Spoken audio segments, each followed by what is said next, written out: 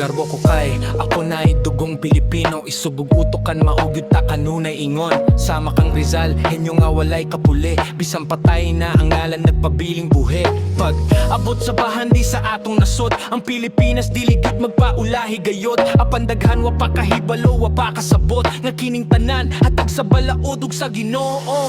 Isda sa dagat, bulak sa kabukiran, bukid nga taas ug dagat nga tinaw kaayo tan-awon. Tanang kaanya ganiya sa atong kamot, apan hanong kita gihapon naglisod. Bangon Pilipino, ayaw na paghilom. Kining yuta ug bahan di aton ning panalipdan.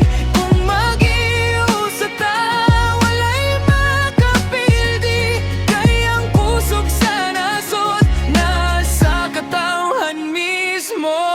Dili papayran ng kabutan sa Pilipino, mahigugmaon, manggihatagon na tawo. Apan tungod sa sobra kaayo kabuotan, usahay kita mismo ang ginaabuso lamang. Daghan gustong mangawat sa atong bahan, di mga dayo nga maibog daw tanang tingguhag yun di ay. Plano nila kita mapobre sila mudato, kung kita magmata di na sila makalusot. Sa laing nasod, kita ang mosunod sa ila, pinulungan nila ato pang tunan yun una. Pero kung sila aniya sa atong yuta, nga nung kita man hinuon ang musukod nila. Bangon Pilipino, ayaw na paghilom. Kining yuta ug bahan di aton ning panalipdan. Kung mag-iusa ta, walay makapildi. Kay ang kusog sa nasod nasa katawhan mismo.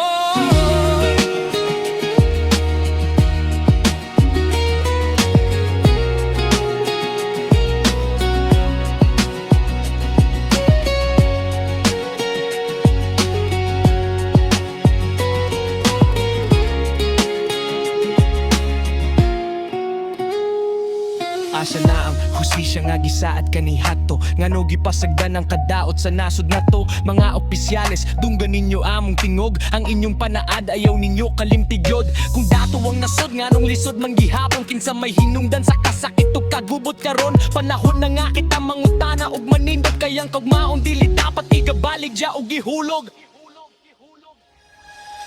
Bangon Pilipino, panahon na karon. Ang pingiyang bahan di nga gibilin sa kagahapon. Kung magkinahiusa ang tanang katauhan, sigurado walay Pilipinong magpabiling pobrihan.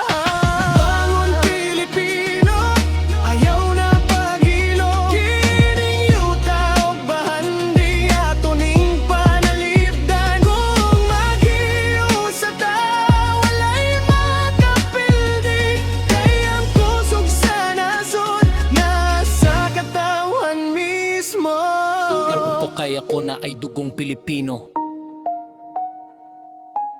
Ug hangtod sa hangtod, ipanghambog ko kini.